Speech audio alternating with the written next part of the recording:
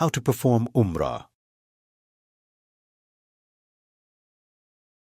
Whoever intends to perform Umrah must assume Ihram at the miqat designated for him. The miqats, border posts, are the places designated by the Prophet, peace be upon him. So whoever intends to perform Hajj or Umrah assumes Ihram from there. Whoever passes by any of them intending to perform Hajj or Umrah, it is incumbent upon him to assume Ihram therefrom, and it is not permissible for him to cross it without first assuming Ihram. People who are closer to Makkah than these miqats, like the people of Jeddah.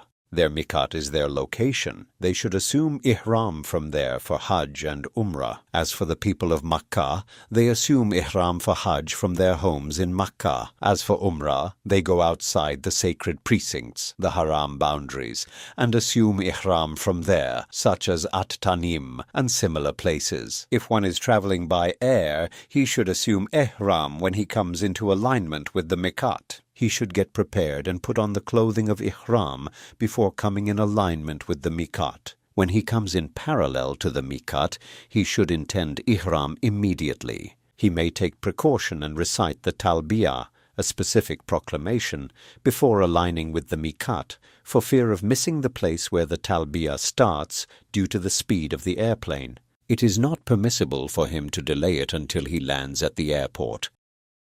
Manner and rulings of Ihram. For whoever intends to assume Ihram, it is recommended for them to take a shower. It is recommended for men to apply perfume. It should be applied to the body and the beard, not on the Ihram clothing. Wearing the Ihram clothing is obligatory, which for a man consists of an upper and lower sheet. The sunnah is that they are both white and clean or new. A woman assumes Ihram in whatever clothes she wishes, as long as they are not adorned with embellishments. However, she should avoid wearing the niqab and gloves, and she covers her face and her hands using something else. Ihram is the intention to start the ritual, so one says, لبيك اللهم عمرة. If one is performing Umrah on behalf of someone else, he says, لبيك اللهم عمرة عن فلان. If one who intends to assume Ihram fears that something may hinder him from completing the rituals, it is permissible for him to make a condition upon assuming Ihram, saying, لبيك اللهم عمرة وإن حبسني حابس فمحلي حيث حبستني. If one makes a condition and he is actually hindered from completing the rituals, he can end his Ihram, and there is no blame upon him. Then, frequently reciting the Talbiyah, لبيك اللهم لبيك لبيك لا شريك لك لبيك إن الحمد والنعمة لك والملك لا شريك لك. A man should say this Talbiyah loudly, and likewise the woman, provided she is not in the presence of non-mahram, unrelated men. A person in the state of Ihram must avoid the prohibitions of Ihram until their state of Ihram ends. Prohibited acts during Ihram fall under three categories. First, the category forbidden for both men and women: shaving the hair, cutting it, or plucking it from any part of the body, clipping all or some of the nails from the feet or hands, applying perfume to the body or the Ihram clothing, killing or hunting wild game, even if not killed, proposing marriage for oneself or for someone else, contracting marriage, physical contact outside the vagina, such as kissing and touching with desire, sexual intercourse, which is the penetration in the vagina. Secondly, the category forbidden for men: covering the head with something attached to it, such as a cap or turban, placing a cloak on one's head, or anything else intended for covering, wearing the usual fitted clothing in its customary manner, such as tailored garments, trousers, and shirts. Thirdly, the category forbidden for women: wearing the niqab, burq, or a face cover similar to the niqab, whilst she must cover her face in the presence of non-mahram men with something else, wearing gloves on her hands, but she must cover her hands in the presence of non-mahram men. The one performing Umrah starts their Umrah by making tawaf around the Kaaba. One must be in a state of ritual purity to perform tawaf around the Kaaba. When a pilgrim enters the sacred mosque, it is sunnah to enter with his right foot first, and then say the supplication for entering the mosque, which is, اللهم افتح لي أبواب رحمتك. When he sees the Kaaba, he should stop saying the talbiyah.